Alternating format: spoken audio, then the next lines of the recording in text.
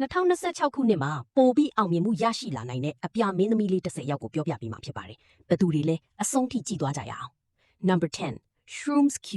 နာမည်ထူးခြားပြီး viral ဖြစ်နိုင်ခြေရှိတဲ့ rising talent တစ်ယောက်။ Number 9 Frances Bentley တဖြည်းဖြည်းတိုးတက်လာပြီးပရိသတ်တွေပိုများလာနေတယ်။ Number 8 Sasha Thatcher ယုံကြည်မှုနဲ့ energy ကြောင့်လူသိများလာနိုင်တယ်။ Number 7 Daisy Fox ထူးခြားတဲ့ vibe ကြောင့်လူတွေရဲ့အာရုံကိုဖမ်းယူနိုင်တယ်။ Number 6 Linda Lin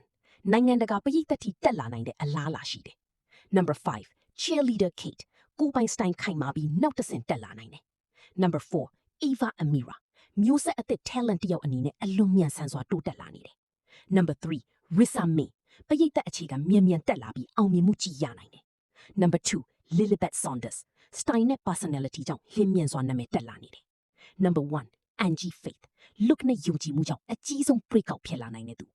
မိတ်ဆွေရဲ့အမြင်မှာကောဘယ်တစ်ယောက်ကပိုပြီးတောက်ပလာနိုင်မယ်လို့ထင်တယ်လဲ comment မှာဖော်ပြခဲ့ပြီးနောက်ဗီဒီယိုတွေအတွက်လည်း follow လုပ်ထားပေးခဲ့ပါဦးနော်